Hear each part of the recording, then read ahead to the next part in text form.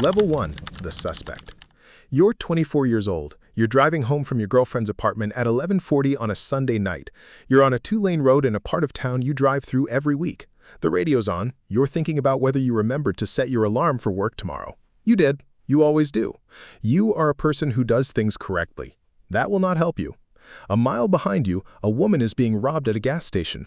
You don't know this. You will never meet this woman. But in about 6 hours, her description of the man who robbed her will sound close enough to you that a detective will write your name on a whiteboard. Close enough. That's the entire distance between your life and the end of it. They come to your job, two plainclothes detectives in a sedan. They ask you to come to the station to answer some questions. They say you're not under arrest. They say it casually, the way someone offers you coffee. You say yes because you have nothing to hide. That's your first mistake. Innocence makes you cooperative. Guilt makes you call a lawyer. You don't call a lawyer because you haven't done anything. At the station, they put you in a room with a table and 2 chairs and a camera you can see and a microphone you can't. They ask where you were Sunday night. You tell them. They ask again. You tell them again. They ask a third time. You start to hear the difference. They're not asking because they don't know. They're asking because they want you to change a detail. Any detail.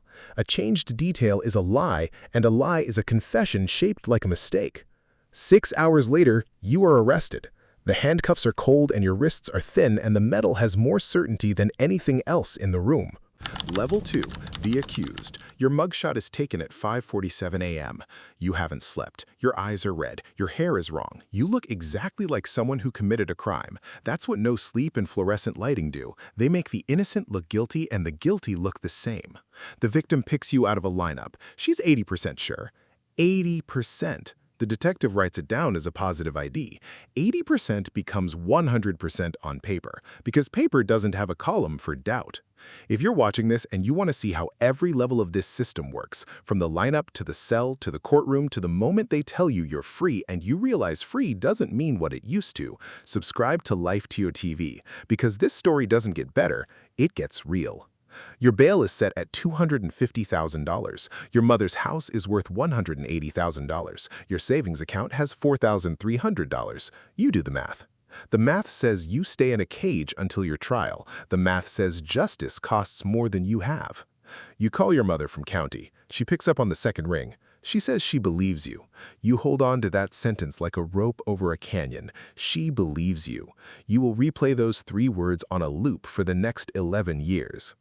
Level 3. The defendant. Your public defender has 94 active cases. Yours is number 71. He's met you twice. The first time he mispronounced your last name. The second time he got it right but forgot what you were charged with.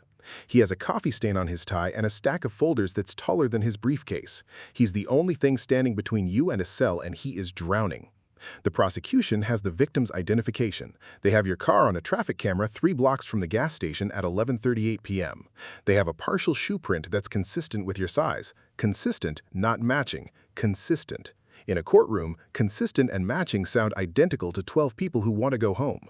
The jury looks at you the way people look at a stain on a shirt. They've already decided what made it, they're just waiting for the story to confirm what their eyes told them in the first 5 seconds. You are a young man sitting at a defendant's table, and that table has a gravity that pulls verdicts downward. The trial takes 4 days. Your entire life is argued in fewer days than it takes to deliver a couch. Level 4. The convicted. The jury deliberates for 6 hours. They come back at 4:15 on a Thursday afternoon. The foreperson stands. She doesn't look at you. That's how you know. When they look at you, it's not guilty. When they look at the paper, it is. She looks at the paper. Guilty. The word fills the room like water fills a jar. It takes up every inch. Your mother makes a sound behind you that you will hear in your sleep for the rest of your life. Not a scream, something smaller.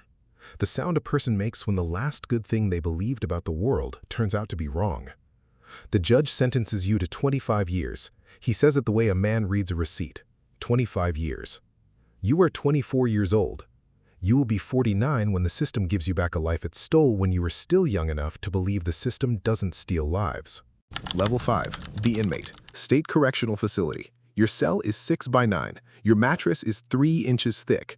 Your cellmate has been here 8 years for something he actually did. He looks at you and says, "Everybody in here is innocent." He laughs. You don't. You tell anyone who will listen, the guards, the chaplain, your case manager. You didn't do it. They nod the way people nod at a man talking about the weather, politely, without listening. You learn that the truth is not a key, it's just a word, and words don't open doors in places where doors are made of steel. You write letters to your lawyer, to the judge, to the governor, to organizations you find in the prison library. You write the same letter over and over. I am innocent. You write it so many times the sentence starts to look strange. The letters don't look like letters anymore, they look like shapes. That's what repetition does to truth. It makes it unrecognizable, even to the person telling it. Level 6. The Forgotten, Year 4. Your first appeal is denied. Insufficient evidence of error. The court that convicted you has reviewed your conviction and found that the court that convicted you did nothing wrong. The system investigating itself is like asking a mirror if your reflection is lying. Your girlfriend left in year 1, your friends stopped calling in year 2, your mother visits once a month. She's the only civilian who still says your name out loud. To everyone else, you are a case number. To the world outside these walls, you happened, and then you stopped happening. Your nephew was born while you were inside. He's 4 now. He calls you the man on the phone. Not uncle, the man on the phone. You are being edited out of your own family story, one visit at a time. Level 7, the Lifer. Year 8, you stop telling people you're innocent, not because you've accepted it, because the words don't do anything. They fall out of your mouth and hit the floor and nobody picks them up. You are carrying a truth that has no audience, and a truth without an audience is just weight. You know the routine better than you know your own birthday. Wake at 5:30, count at 6, breakfast at 6:30, yard at 8. You have walked 137 laps around the yard every day for 8 years. That's the equivalent of walking from New York to Los Angeles. You've crossed the country on a concrete rectangle and you've never left the building. A man on your tier dies in his sleep. He was 58, heart attack.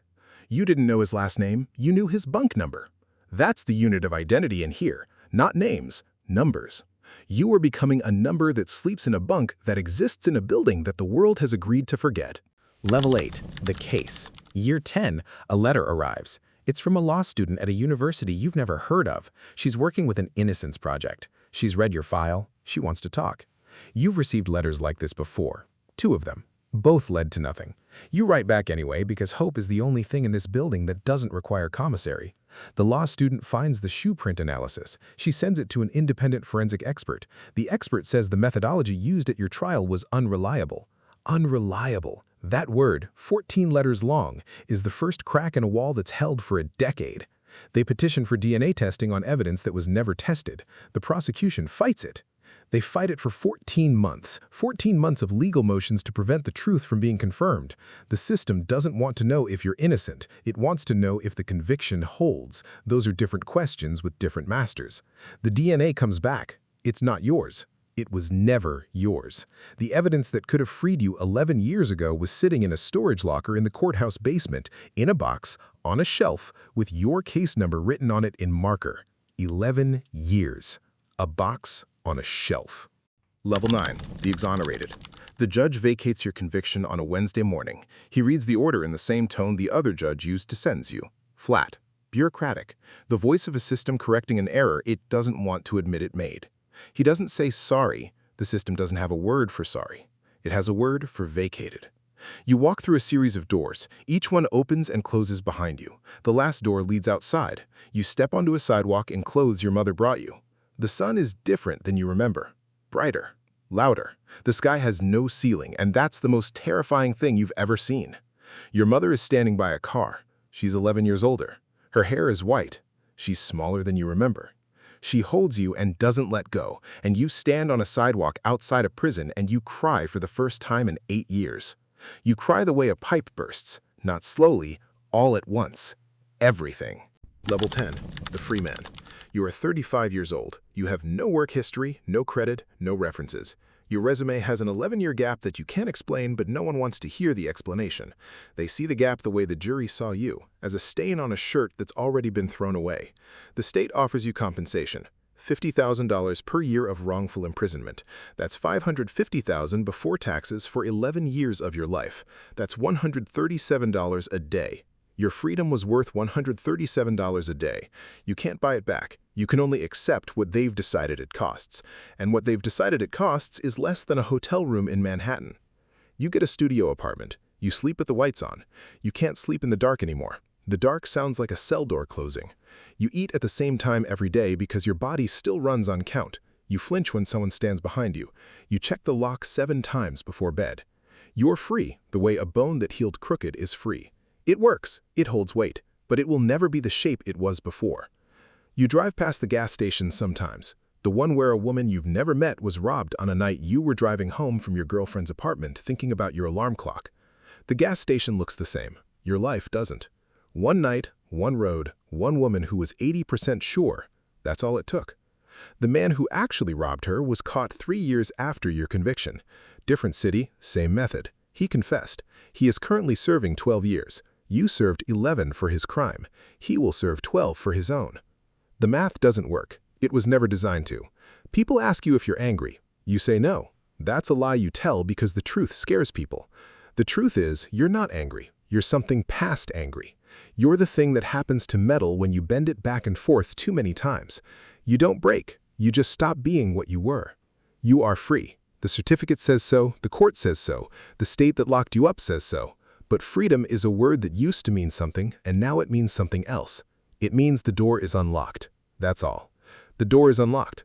What's on the other side of it is a world that moved 11 years without you, and it didn't save your seat.